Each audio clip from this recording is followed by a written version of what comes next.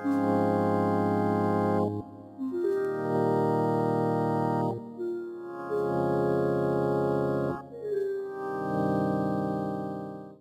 11, 2001, I was returning back from work from maternity leave.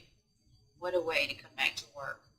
Um, I had my son with me. I wanted to enroll him at the daycare at the Pentagon, but I received a call on my cell phone. They wanted me to come into the office and take care of a couple of things before I took him to the daycare. At the time, my first sergeant also let me know that she had to go to a meeting, so I was going to talk to her after she returned. Of course, I didn't think I was going to be able to get him cleared to go back, in the particular area, but for some kind of reason or circumstance, it was able to happen. As soon as I sat down at the computer, I put my son to my left in his stroller. As soon as I sat down at the computer, I went to turn the screen on, and when I pressed the button, boom. Things were dark. All of a sudden, I was covered from my neck all the way down in debris, and I was laying on my stomach. My son, of course, was blown completely out of his stroller, and he too was covered in debris. When Elijah stopped crying, that's my son, he stopped crying, so I thought, he was dead. And I knew that I had to do something to try to, save him. At the same time, there were also other people who were there who were trapped in between the floors and in debris who were also making particular sounds. Help me, save me. I got to get out of here. You heard screaming. There was a lot of hysteria at that particular time. I was very split about what I should do. Either try to find my son and get him out of here or try to help these people. I tried to, reach down under the debris to see if I could find Elijah, but I wasn't able to do it. So then I helped the other people with the thought that, okay, after I help them, help me find my son. And, really there was no methodology to it. Unfortunately, there was a lot of hysteria going on, and they really wanted to get out of the building. And I understood that, and I don't, place any fault on anyone. But on our way out, there was a large pile of debris. There were two individuals who were holding onto my arm. I reached down over, reached under, and I grabbed my son and I put him on my shoulder. And then as soon as we left that area, the rest of the stuff had collapsed. As I was coming out of the area, I didn't see any type of plane debris, no metal, no airplane seats, nothing that would cause me to believe that what had just happened was actual plane hitting the building. Again, I wasn't on the outside, but from the inside view, I didn't see anything that would give me any indication that a plane had hit and gone through the building. There was just nothing identifying that had taken place. What kind of debris did you see? It was more like office equipment stuff, computers, books, papers, desks, things of that nature. Nothing metal or airplane seat or, nothing like that. You see any luggage? I saw no luggage, nothing. No luggage, no bags, nothing. As a matter of fact, I couldn't even find my own wallet. But in going through the debris, there were certain things that should have been able to be seen or identifiable as it pertains to the plane. How much fire did you see? Not much. It wasn't a lot. And I don't know what that was due to. I know there was, when the computer screens were blown out, there were fires in that area of the computers. But it was just very smoky. But that's it. I wasn't covered in jet fuel. My child wasn't covered in jet fuel. The people that we helped get out in between the areas, they weren't covered in jet fuel. So, I don't know. Were the walls knocked down, or did you see the columns? On our way, on my way out, you could see that there was some still standing on the way out with wires hanging. Coupled, not consistently, but you did see. Okay. For the record, where were you located exactly? I was located 1 Echo 517, first floor, E-ring, 5th corridor. That's how you read that number and letters. The name of the department? It was the administrative office at that particular time, office under the Secretary of the Army. I know they've changed their name, OAA. As far as after September 11th, let's look before we get to that. What exactly did you see when you came out? What did it look like? What was the hole?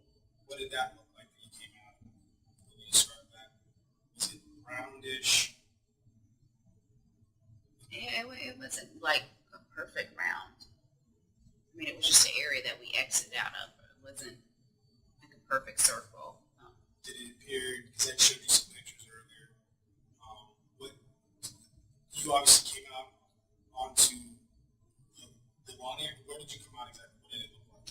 I'm believing, based off the pictures that I've seen, that I came out of the area where I believe it entered. I don't believe I came out of the area where the plane was supposed to have exited. I don't believe, based off the pictures I've seen. Now, because you were obviously yes, I would like to revisit the area to confirm exactly, which side. But I believe it was where it was supposedly have entered. What did they tell you? How close were you to the alleged impact? I was told by the Pentagon renovation team I was maybe 35, 45 feet, give or take 3 or 5 feet from the place of impact. Okay. And as you walked through and walked out on your way out, were you walking on debris? What type of debris were you walking on? Well, I'd lost my shoes, so I was barefooted. And, and again, yes, I was concerned for my life, but at the same time, I didn't want my feet to get cut either.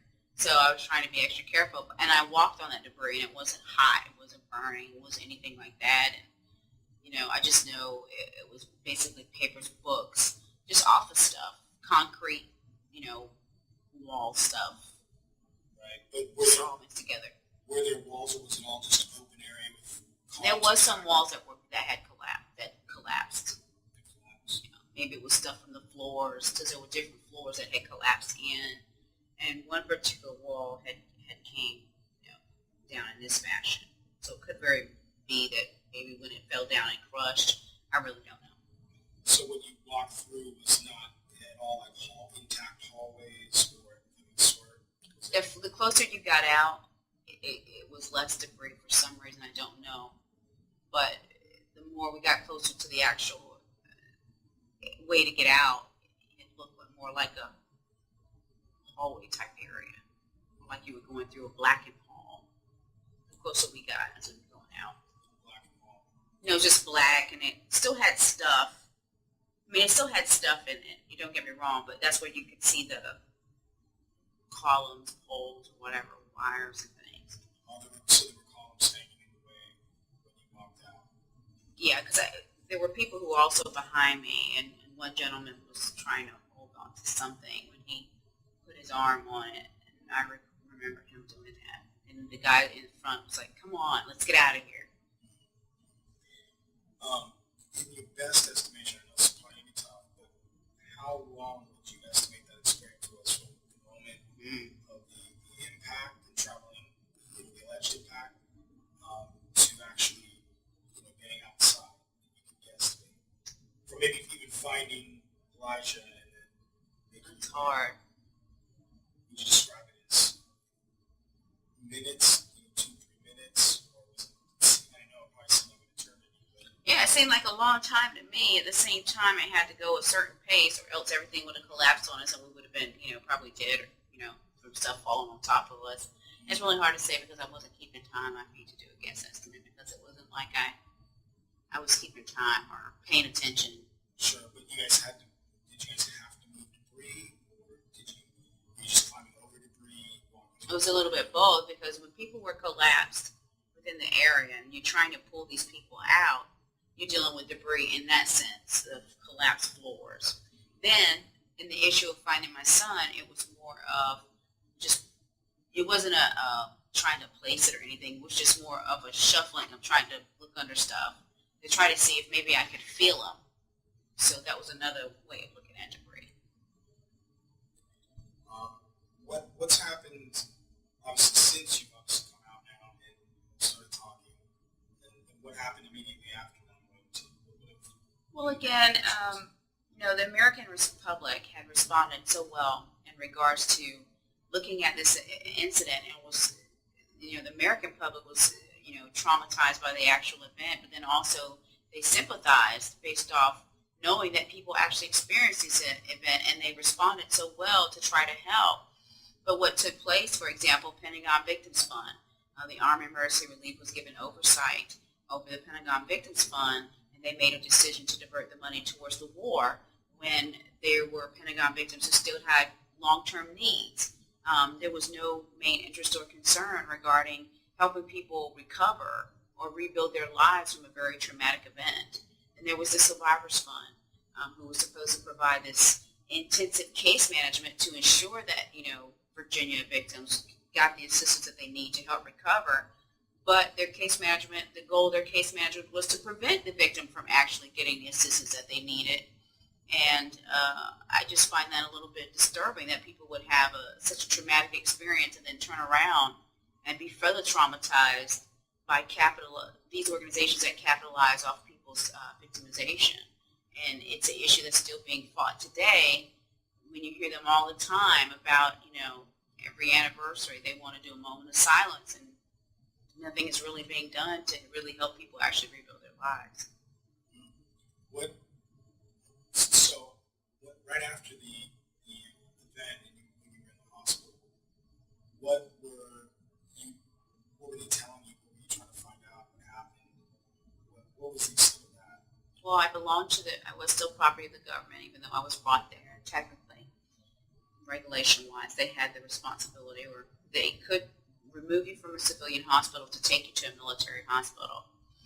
And so when an incident takes place, they have to go out and do what is called accountability to identify other military people, or else you could be counted AWOL until they determine, which is absent without leave, to determine your location. So they end up, representatives from each of the military force, Army, Navy, Air Force, and Marines, ended up coming to the hospital for which my child and I were located. When they came in my room, they let me know, asked me my name, my social, so they could identify where we were, and let the command know what our status was. And the conversation pretty much was, they asked me what did I think happened. And like I said, I wasn't on the outside, so I really didn't know. I just communicated that it sounded like a bomb to me. That's what it sounded like. It sounded like a bomb. And then they made a point to say, well, what it was this, that it was a plane and it hit the building. So it sounded like a bomb? Yeah. I mean, Was there a flash at all? Do you remember? There was no flash, but you got to remember, I go to put my finger on a computer, so I thought I triggered it. Wow. You know what I'm saying? Right. I mean, it happened like right when I put my finger on this button, and I had pushed it all the way in. So my immediate thought was, I must have triggered it. So that's why I'm thinking bomb. So there were some concerns there. Right. Now, if it happened like as I was going to the computer, maybe I would have thought something else. But it happened like right when I put my finger on that button. So I was thinking all types of things at that time. And you also had an interesting experience or a site that you'd seen before you got into the office, right? Exactly. There's another security area where you can go to get badges, and then there's an area where you can walk down and go to the metro station, because most people that work at the Pentagon catch the metro station. What I thought was quite unusual was, as I looked down the stairwell, there were what I believe to be the bomb-sniffing dogs. And you wonder, well, what are they doing here? That's all I remember asking myself, well, what are they doing here today? There were just little things throughout, the Pentagon as I was walking through that I noticed that I would, what's that all about? It's kind of out of place. Kind of. The fact I was able to get my son, easily through, that's like, what's going on with that? And then I go in this particular place, I look down and I see that, I'm thinking, what's that all about? But not really connecting any dots to think that maybe something's up or anything like that.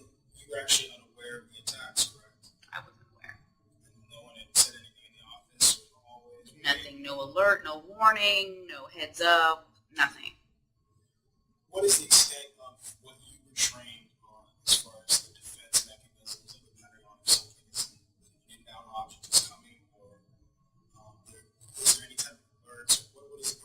Well, technically, really, there isn't anything that should get within a certain mile radius. And at the top of my head, and at this point in time, I can't remember the actual radius. I can give it to you another time.